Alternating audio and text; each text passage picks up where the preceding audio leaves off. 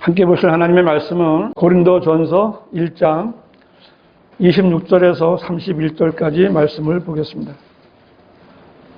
29절까지 제가 읽고요. 30절, 31절 한 목소리로 읽겠습니다. 형제들아, 너희는 너희의 부르심을 보라. 부르심을 받은 자들은 육신을 따라 지혜로운 자가 많지 않고 권력 있는 자도 많지 않으며 좋은 가문에서 태어난 자도 많지 아니하니라. 그러나 하나님께서 세상의 어리석은 것들을 선택하심은 지혜로운 자들로 부끄럽게 하시려는 것이요, 하나님께서 세상의 약한 것들을 선택하심은 강한 것들을 부끄럽게 하시려는 것이라. 하나님께서 세상의 선한 것들과 멸시받는 것들을 선택하신 것은 없는 것들로 있는 것들을 쓸모없게 만들려 하심이라. 그리하여 아무 육체라도 그분의 면전에서 자랑하지 못하게 되리라. 그러나 너희는 그분께로부터 나서 그리스도 예수 안에 있고 주께서는 하나님께로부터 나셔서 우리에게 지혜와 의와 거룩함과 구속이 되셨으니 기록된 바와 같이 자랑하는 자는 주를 자랑할지니라. 아멘. 네, 말씀의 제목은 너희의 부르심을 보라라는 제목으로 말씀을 드리겠습니다. 하나님께서는 아브라함과의 언약을 지키시기 위해서 이스라엘 백성들을 이집트에서 구해내셨고 그들에게 이집트에서 그들을 불러내신 하나님을 기억하라라고 명령하셨는데, 이는 하나님께서 그들에게 주신 복을 자신들의 힘이나 능력으로 얻었다고 자구하지 않게 하시려는 목적이 있었습니다. 오직 너는 주 너의 하나님을 기억할지니 이는 그분께서 내게 재물을 얻을 능력을 주시어 내 조상에게 맹세하신 그의 언약을 오늘과 같이 이루어지게 하심이라. 하나님께서 이렇게 이스라엘 백성들에게 말씀하신 거예요. 사람들에게 재물을 얻을 능력을 주시는 분은 하나님이십니다. 사람이 하나님의 뜻에 따르고 하나님께 구하면 모든 것을 주실 수 있는 분이세요. 그런데 하나님을 기억하라는 명령을 저버린 이스라엘은 우상 숭배자로 전락해서 멸망당하고 말았습니다. 탐심은 우상 숭배이기에 그것은 필연적인 결과였습니다. 사람들이 왜 이렇게 우상을 섬기는가요? 이 세상에는 왜 이렇게 우상이 많은 걸까요? 세상에서 우상을 숭배하는 자들은 한 가지 목적을 가지고 있는데요. 그것은 현 세상에서 돈을 많이 벌고 잘 먹고 잘 살고 싶어하는 겁니다. 하나님을 모르는 죄인들에게는 돈이 곧 생명처럼 여겨지기에 그들은 한결같이 우상들에게 재물의 복을 구하는 겁니다. 이스라엘 백성들이 하나님께서 주신 그들의 땅에서 재산을 모으려고 우상 숭배를 자행했듯이 오늘날의 배교한 교회들도 하나님을 우상 숭배를 하며 현 세상에서의 복을 구하고 있는 겁니다. 교회들은 돈이 많고 건물을 크게 짓고 사람들이 많이 모이는 것을 하나님께서 복을 주시는 것이라고 자랑하지만, 그래서 세상을 위해서 계획을 세우고 세상에서 잘 살려고 하는 것은 전혀 하나님의 뜻이 아닙니다. 교회들이 이렇게 하나님의 뜻에서 벗어나 세상에서 인정을 받을 때 하나님께서는 성경대로 믿는 사람들을 부르셔서 그들에게 하나님의 뜻을 전하게 하셨습니다. 이것이 하나님께서 우리를 부르신 목적입니다. 오늘 본문은 우리 자신이 어떤 사람인가를 보게 하시는 말씀이고요. 하나님께서 우리에게 주신 것이 얼마나 귀한 것인가를 보게 하시려는 말씀이에요. 너희의 부르심을 보라. 첫 번째, 하나님께서는 부족한 듯한 사람들을 부르셨습니다. 고린도전서 1장 26절 보시면 형제들아, 너희는 너희의 부르심을 보라. 부르심을 받은 자들은 육신을 따라 지혜로운 자가 많지 않고 권력 있는 자도 많지 않으며 좋은 가문에서 태어난 자도 많지 아니하니라. 이 본문을 기록한 바울은 지금 구원받은 고린도 교회 성도들에게 말하고 있습니다. 하나님께서 누군가를 부르셨다면 그 사람은 하나님께서 무언가를 하시려고 부르심을 받은 형제가 된 겁니다. 사실 구원받은 많은 성도들이 자신이 구원받았다라는 사실은 인정하고 좋아하면서도 하나님께서 왜 자신을 구원해 주셨는가, 이거는 대해서는 생각을 하려고 하지 않고 또 알려고도 하지 않는 겁니다. 왜냐하면 사람은 정도의 차이만 다를 뿐 누구나 육신의 정욕, 안목의 정욕, 생애 자랑에 대한 그 근본적인 욕구를 가지고 있고요. 그것을 성취하려는 욕구가 있기 때문입니다. 이것이 인간의 타고난 성품이에요. 그래서 육신을 따라 지혜로운 사람이나 권력이 있는 사람이나 좋은 가문에서 태어난 사람은 자기들의 욕구를 만족시키기 위해서 하나님의 부르심에 쉽게 순종하지 않으려고 하는 거예요. 이런 사람들은 이제 하나님의 뜻을 따르기보다는 자신들의 생각이 더 강하기 때문에 하나님의 부르심을 거절하는 겁니다.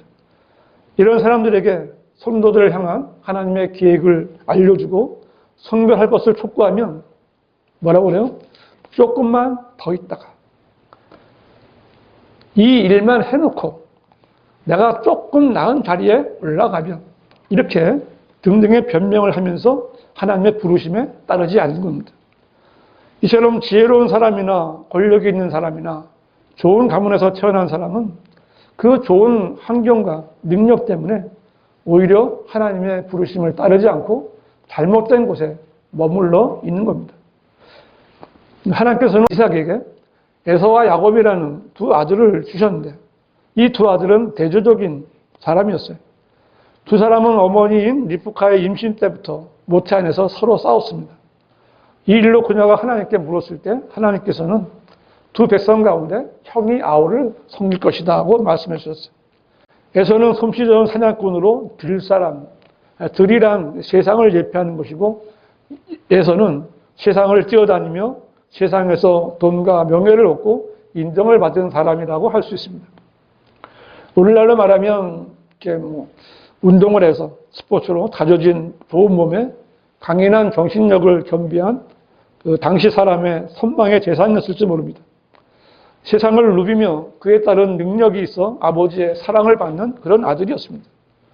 반면에 야곱은 집에서 어머니를 도와서 팥죽이나 끓이고 양이나 돌보는 그런 평범한 사람이었어요. 이 쌍둥이였지만 이 두 사람이 이렇게 달랐어요. 에서는 뛰어난 사람이었고 야곱은 평범한 사람이었습니다. 세상에는 이렇게 두 부류의 사람이 있고요. 이 평범한 사람보다는 능력이 뛰어난 사람을 원합니다. 그래서 세상에서는 이 성공한 이야기를 해줄 수 있는 그런 사람을 원하는 거예요. 나는 이렇게 살았고 나는 이렇게 살아서 성공했다. 여러분도 이렇게 하면 여러분의 아이들을 잘 길러서 의사도 만들고 판검사도 만들 수 있고 여러분도 이렇게 하면 부자가 될 수 있다. 이런 사람들의 성공 스토리는 언제나 세상 사람들의 관심을 끌고 있는 겁니다. 야곱 같은 평범한 사람이 되기보다는 에서같이 힘세고 능력 있는 사람으로 살고 싶은 것이 세상의 이치입니다. 그래서 인류의 역사는 두 가지가 있어요.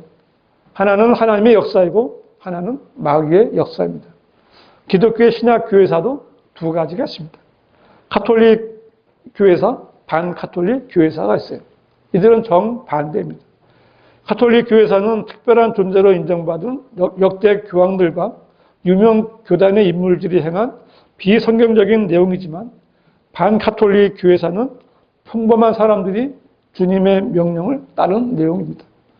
세상의 기독교 역사는 가톨릭 교회사를 가르치지만 성경 침례 교회만은 반가톨릭 교회사를 가르치고 있습니다. 성경대로 믿는 사람들은 평범한 그리스도인들이에요. 세상에서 뛰어난 능력으로 인정받으려는 자들은 세상으로 가지만 평범하게 살면서 하나님의 명령에 순종하려는 평범한 성도들은 주님 안에서만 인정받는 것을 최상의 삶으로 여기는 겁니다.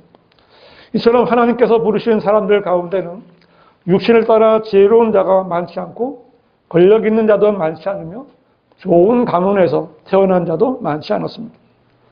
바울이 복음을 전할 때도 그랬습니다.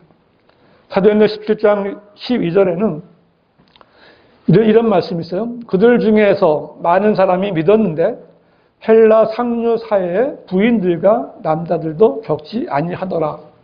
이렇게 일부러 기록한 것처럼 되어 있는데요. 이 말씀을 통해서 우리는 바울이 하나님의 복음을 전할 때도 육신을 따라 지혜로운 사람이나 권력 있는 사람, 좋은 가문에서 태어난 사람들은 하나님의 부르심에 바르게 받아들이지 않았다라는 사실을 알 수가 있습니다. 이것은 이 시대에도 마찬가지예요.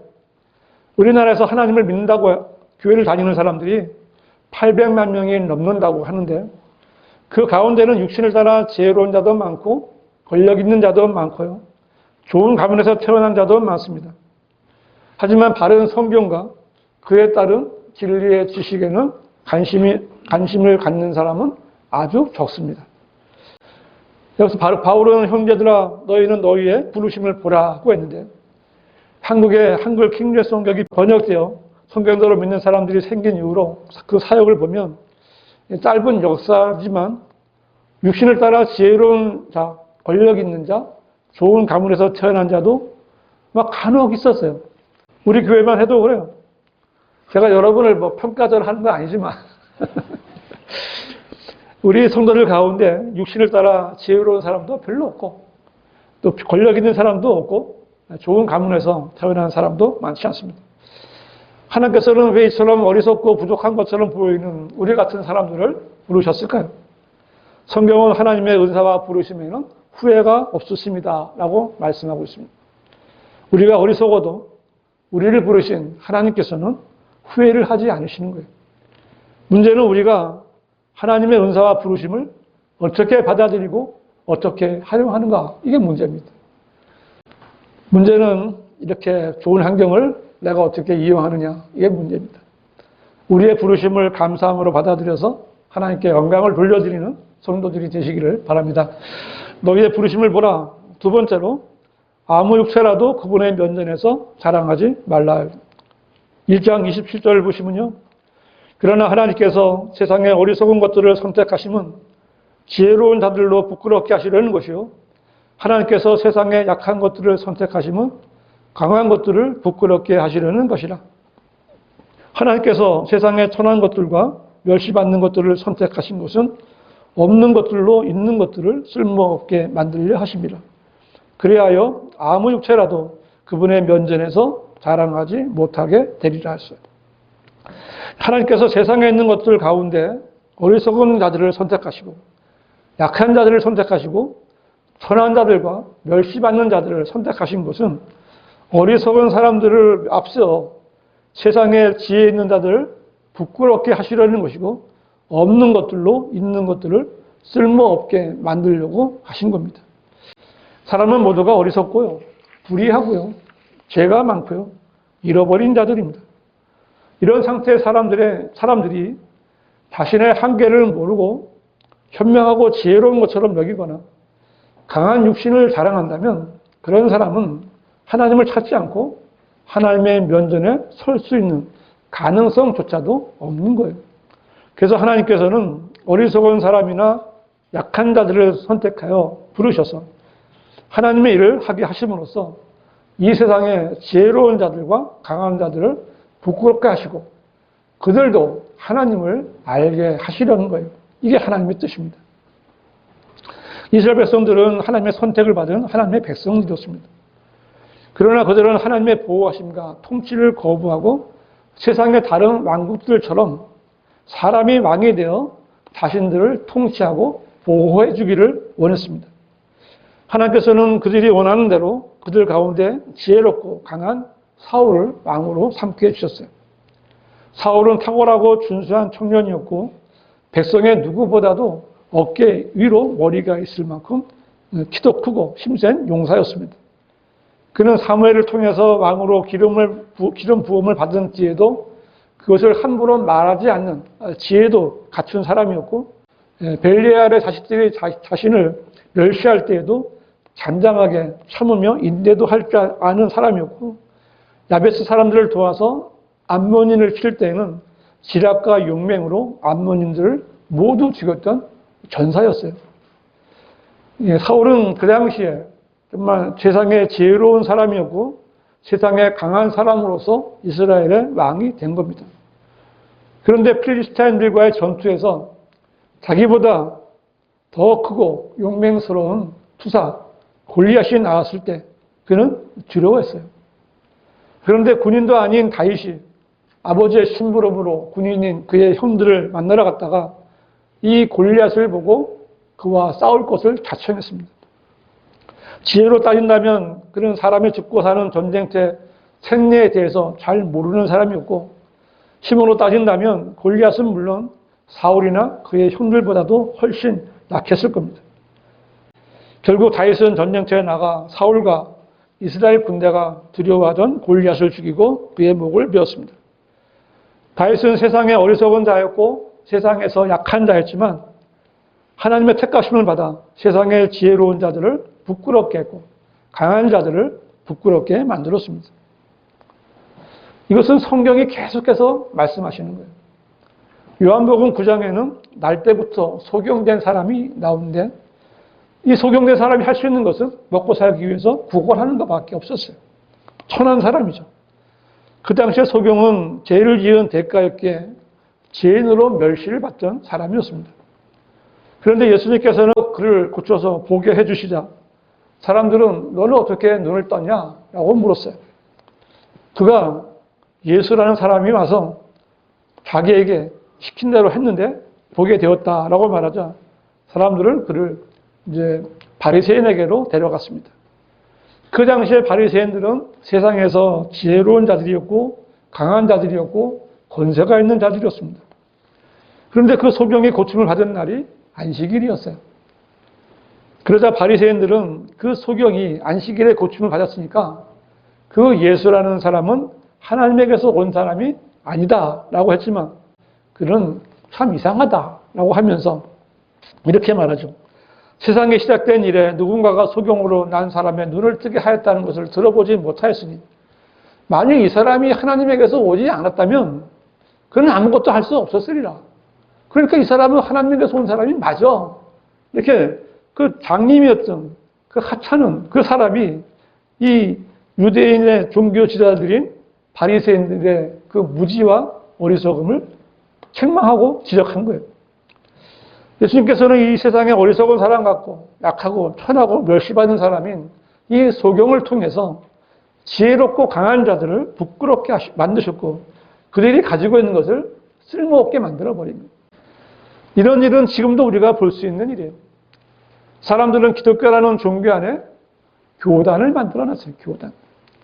교단마다 다른 교리를 가르치는 신학교를 세웠고 거기서 공부한 사람들이 시험을 쳐서 목사 안수를 주는 거예요. 교회도 없고 교인도 없고 부르심의 증거도 없는 사람들이 목사를 안수를 받은 뒤에 먹고 살기 위해서 어떻게 해요? 어떤 사람은 책장사도 하고 어떤 사람은 택배기사 목사도 봤어요.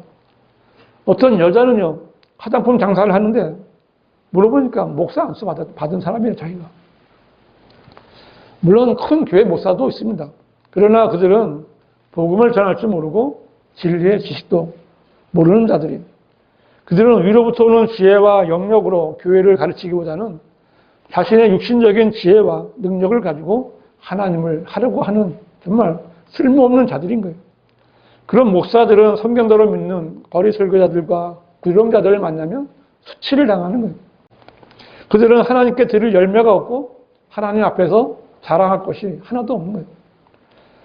예수님께서 부활하시고 승천하신 후에 성령을 받은 베드로와 요한이 백성들을 가르치며 죽은 자들로부터 부활하신 예수 그리스도를 전파하니까 그 말씀을 듣고 믿은 남자의 수가 약 5천 명이나 되었지만 이 제사장들과 성전 책임자들과 사두개인들 정말 강하고 지혜롭고 많이 가진 이 자들이 격분해서 사도들을 체포하여 가두었습니다. 그리고 이렇게 물어요. 너희가 무슨 권세와 누구의 이름으로 이 일을 하였느냐라고 물은 거예요. 그러자 베드로가 예수 그리스도를 죽인 그들의 죄와 부활하신 예수 그리스도를 전하면서 결론을 말하는 거예요. 그러므로 다른 이에게는 구원이 없나니 이는 하늘 아래서 우리가 구원받을 수 있는 다른 이름을 인간에게 주신 적이 없습니다. 너희들은 쓸모없는 자들이야. 이렇게 선언한 거죠. 그러자 그들은 베드로와 요한을 배우지 못한 무식한 사람들로 알았다가 놀라며 그들이 예수와 함께 있었다는 사실을 깨닫더라라고 말씀하고 있습니다. 그들은 배우지 못한 어부들은 무식하기 때문에 성경을 가르치거나 설교할 수 없다고 생각했어요. 그들은 번듯한 교단 신학을 한 사람들만 하나님께서 부르신다고 여기는 무식한 자들인 거예요. 그들은 하나님께서 아모스나 요나나 다윗 같은 사람을 부르셨다는 사실을 모르는 자들이에요. 그러나 하나님께서는 어리석고 힘없고 무식한 것 같은 사람들을 부르셔서 뭐나 있는 것처럼 여기는 자들을 쓸모없게 만드시는 거예요. 하나님께서는 어떤 사람이 머리가 좋고 능력이 있고 가문이 좋아서가 아니라 그 사람의 마음이 주님을 사랑하는 열정과 영혼에 대한 가치를 소중히 여기는가, 이걸 보시는 겁니다. 왜냐하면 세상에 예수 그리스도를 증거한 일은 인간적인 방법으로는 안 되기 때문에 그렇습니다. 여러분은 주님을 사랑하십니까? 그리고 여러분은 하나님의 은혜의 복음을 통해서 구원받고 그 복음을 전하기를 원하십니까? 그렇다면 여러분은 없는 것들로 있는 것들을 쓸모없게 만드시려는 주님의 선택을 받은 사람들인 거예요. 나를 자랑하지 말고 하나님의 영광을 위하여 자신을 사용하는, 주님이 주신 그 능력과 지혜를 사용하는 성도들이 되시기를 바랍니다. 너희의 부르심을 보라. 세 번째로, 그리스도인은 그리스도 예수 아래 있는 사람입니다.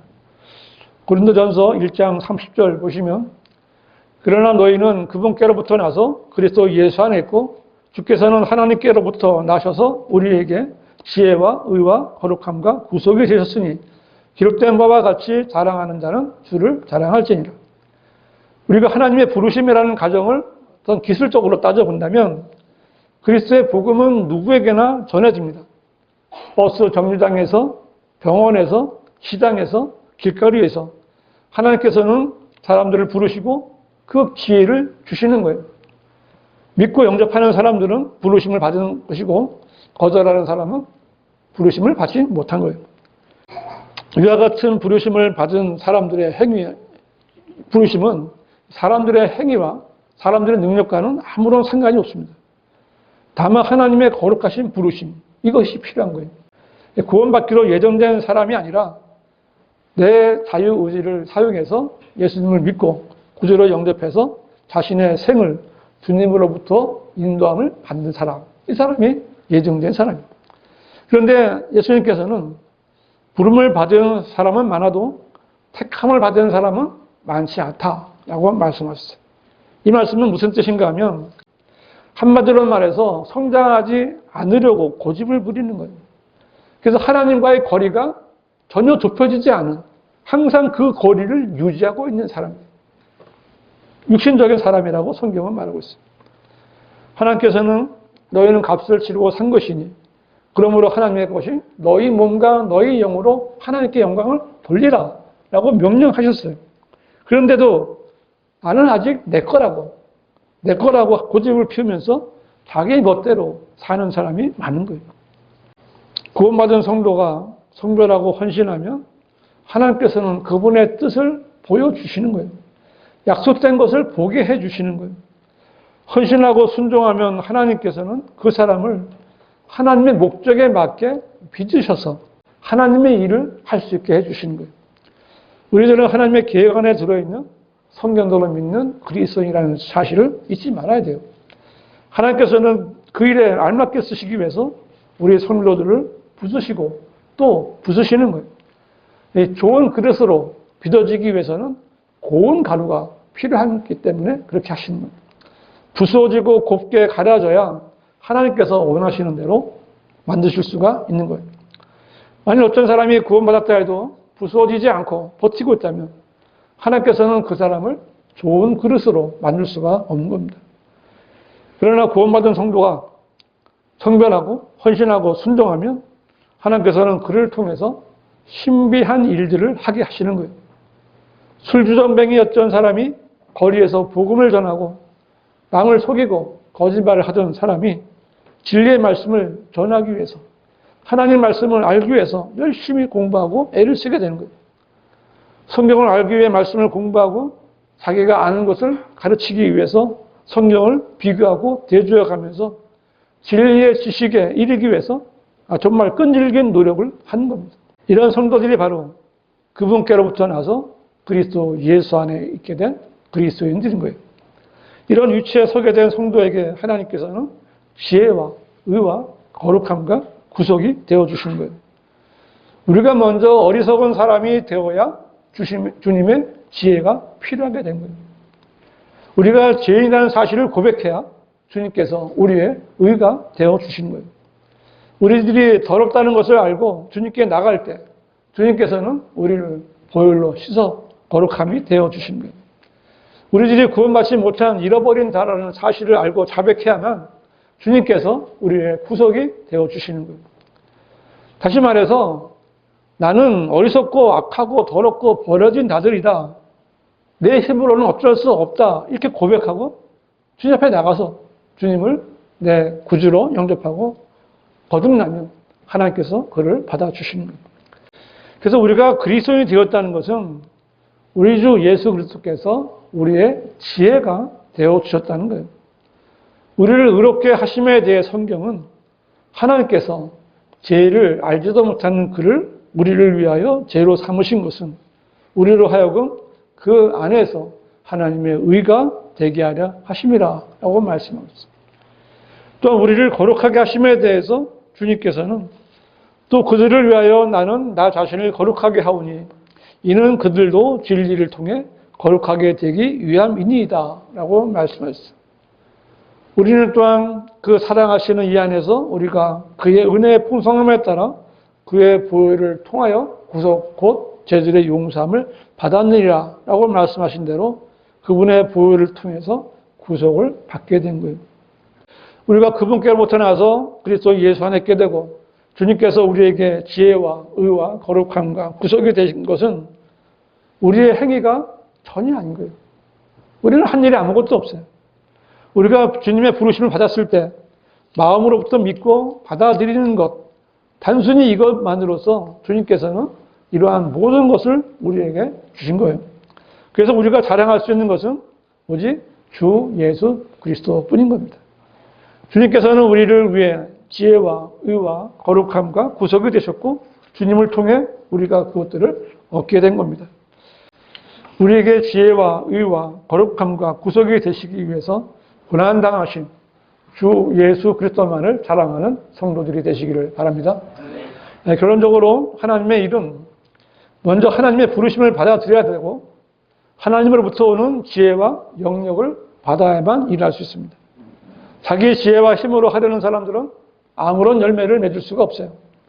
하나님께서 사람을 보시는 것은 그 사람의 지혜나 육신의 힘이 아니라 그 사람이 하나님을 얼마나 사랑하는지, 얼마나 하나님의 말씀에 순종하려는 열정이 있는지 이것을 보시는 거예요. 우리가 하나님을 사랑하면 세상의 지혜는 없어도 상관이 없고 세상의 힘이 없어도 상관이 없고요. 육신의 건강도 상관이 없고 물질이 없어도 상관이 없습니다. 하나님께서는 우리가 깨끗한 빈 그릇을 준비하면 무엇이든지 채워주실 수 있는 분이심을 믿으시기 바랍니다. 지식이 없어도 상관이 없습니다. 우리의 지각을 열어주시고 깨우쳐주시는 분은 하나님이시죠. 주님의 부르심에 순종하면 하나님께서는 우리의 모든 것이 되어주시는 거예요. 내게 능력 주시는 그리스도를 통하여 내가 모든 것을 할 수 있느니라. 이 말씀을 믿으십시오. 우리가 지혜로운 사람도 아니고 권력 있는 자도 아니며 좋은 가문에서 태어나지도 않았다고 해서 하나님의 부르심을 받아들이지 않는다면 우리는 말 그대로 천하고 멸시받는 자들로 남게 될 겁니다.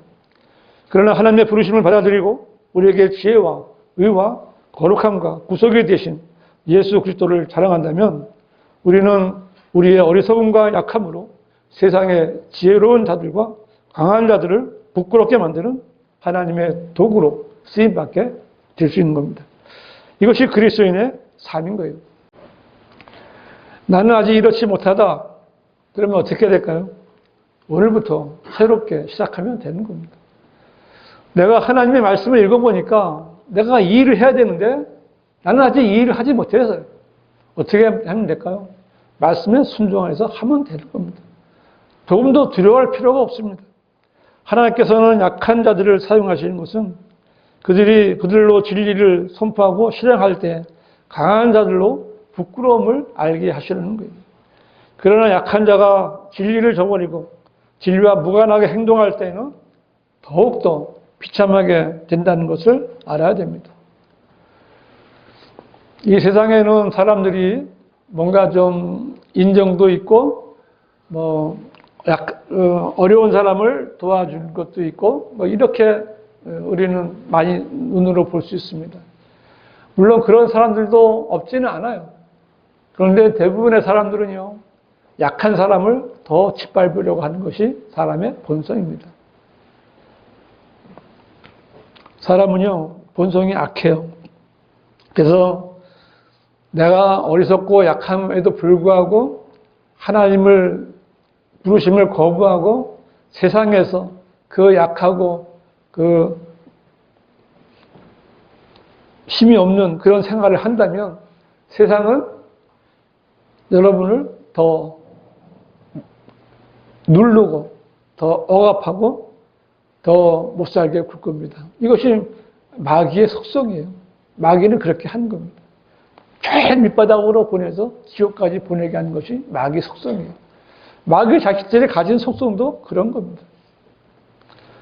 생활 가운데 그리스도인으로서 그리스도의 향기를 내뿜는 성도, 생활 가운데 성령의 열매와 구령의 열매를 맺어서 정말 우리 주 예수 그리스도를 자랑할 수 있는 성도들이 되시기를 바랍니다. 기도하겠습니다.